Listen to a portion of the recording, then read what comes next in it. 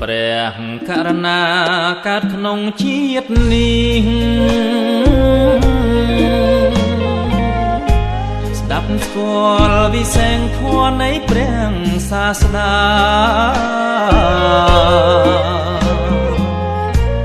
ព្រះគុណខ្ពស់ក្រៃកាត់ថ្លៃយ៉ាងណាព្រះធម៌អស្ចារ្យជាស្ពានចម្លងពិតលោភៈទោសៈមោហៈជាទុក្ខមកច្រានក្តីសុខឃ្លាតគ្មានអាណិត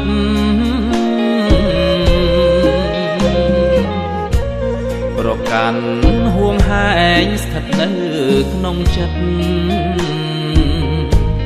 សត្រូវធំពិតឥតមានខ្លែងខ្លាយអស់អោក្តីសុខដ៏បរិបូរណ៍មិនមែនជាធ្នូវត្ថុក្រៅទាំងឡាយជាការលះទុកជីវិតនេះហើយកុំបងអងឡើយលះរាល់ថ្ងៃយប់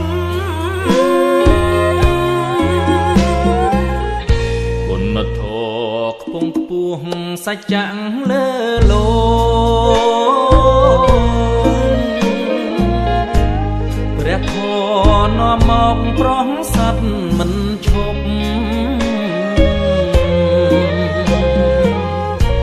ទោះមនុស្សទេវតា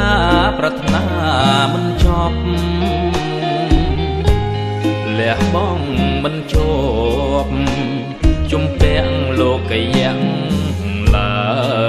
យ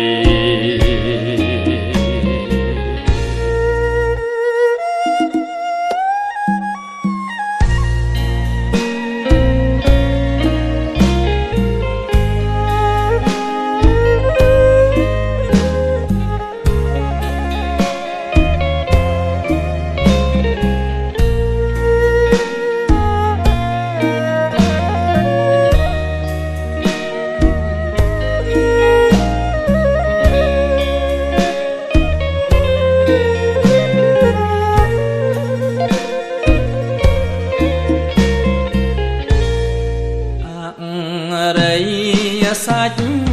ចាក់ត្រាស់ដឹងទាំង4ធម៌អង្គជាក្បួនអវាទទាំងឡាយសត្វធាសាលទៀនបញ្ញានិងហើយប្រយោជន៍ជាត្រើយចាផុតទុំ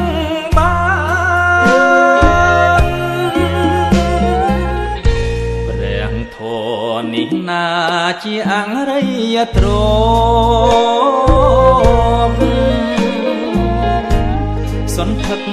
សន្ធប់ល្អប្រមាណបើកើតមានពិតស្ថិតក្នុងសន្តានគង់សល់កាងខានដល់ឋានបរមសុខ